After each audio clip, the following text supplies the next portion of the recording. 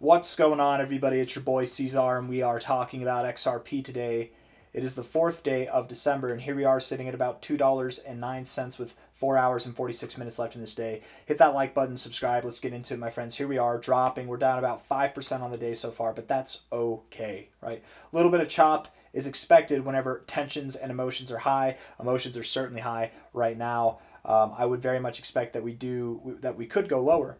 We could even go lower than this low here and still come back up and reign victorious. You know what I mean? It doesn't have to be detrimental. Be open-minded to that. With that being said, I do think this is a low that we can count on, that we can depend on, just as it was back here, just as it was back here, here, all these times. But time will tell. We'll see. Looking at the short-term stuff, zooming into the 1 hour time frame here, we are at about $2.08, moving down, breaking down out of the structure. Isn't it funny? So I saw a bunch of memes today. They're like, we barted up. Could we BART back down? It looks like we're going to BART back down. Perhaps we find support at prior areas of resistance. Perhaps we do drop a little bit lower. Is Bitcoin doing the same? It looks like it's going to do the same, man. It's hilarious. XRP, typically that happens in times of low liquidity, actually.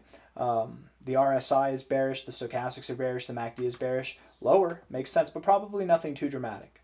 Lower doesn't mean we go lower than this low. It just means we go lower than the current price. And the golden ratio is right there, lower at $2.07 to $2.05. That's a perfect area to find support. If we don't find support there, we will likely still find support above $2. I highly doubt we go below $2, okay? From there, we should recover and move higher, not lower. That's my expectation. Looking at the 4 hour time frame here, a little bit of chop, a little bit of volatility here. It's like you're getting a big move up, a big move down, a big move up, a big move down. It's like we're in the process of it right now. RSI looks bearish at the moment, so do the stochastics, and the MACD is pretty useless here, to be completely fair. Looking at this from the perspective of this high to this low here, went up to your golden ratio, 236 down. You do look a little deconstructive. I'm not going to lie. With that being said, XRP, it's actually possible that we do go lower. We could go lower than what we saw on the 21st of November, and you need to be okay with that, right? You don't have to like it, but you need to be okay with it because we could go lower. If you're not okay with it, you're going to panic sell. If you're okay with it, we'll come back and we'll be up here in a matter of no time at all. Maybe we do. Maybe there is a sell-off. Maybe it does happen. I'm not calling for that right now. That's not the call. The call clearly is that we will not go below $2. We will find support somewhere right up against $2, but not below it. But if I'm wrong, and we do see a lower low, it's probably not going to be that extreme, and the amount of time that we spend below these prices will be very short-lived. Very short-lived. I mean, I'm telling you, imagine that we took 5 days to make our way to lower lows from here. It would take 1 day to come back above the price that we're at now. Like, it's going to be so quick, the reaction, if that happens, but I doubt it does. Definitely suggesting that we go lower from here, though. Daily time frame, looking at this, the RSI is beat to beyond all belief. We've had a couple of theories with this zone here. Clearly something different is happening here with this point of resistance rather than all these other points of resistance. You can see that all of these are pretty uniform, just promoting dramatic shifts down, going to the oversold zone almost every single time. Where here, we did not go to the oversold zone. We actually bounced off the 40, but now we're finding resistance at the 50. I really do think we're getting shaped up to break out. This is what gives me some bullish hope, optimism, because this trend that we've been in now since September will likely break soon. Any day now, any day now. Probably not today, maybe not tomorrow, but sometime next week, I wouldn't be surprised, or even over the weekend. We break out of this, the upside will prevail, we will form a higher low wherever it might be, and then we should be moving up higher. Stochastics are in somewhat of a bullish posturing here. I don't like that we're rejecting the overbought zone. We need to hold the 50 and come back up. The MACD does look productive for the time being, but still overall somewhat bearish. There's a lot of work to be done. And again, while I am calling, we're at $2.08, I'm calling for a 1 cent drop, a 7 cent drop, something in between there. While that is possible and probably happens, right? And we're calling for the upside, it's completely acceptable to go lower. If I'm wrong and we don't find support at the areas that we're looking to find support, if we go lower, all this upside that we're about to go over right now, I'm about to talk about it, it's still going to happen. It's just instead of happening from here, it'll happen from down here, and it's still going to happen one way or another. But looking at the upside, assuming, I think rightfully so, that this is the low, we should be moving up towards our golden ratio zone. I wouldn't be surprised at all if XRP broke out of this range here that you've been in since October 10th, right? You broke out of this range as soon as you saw a higher high, boom, that's when you find resistance.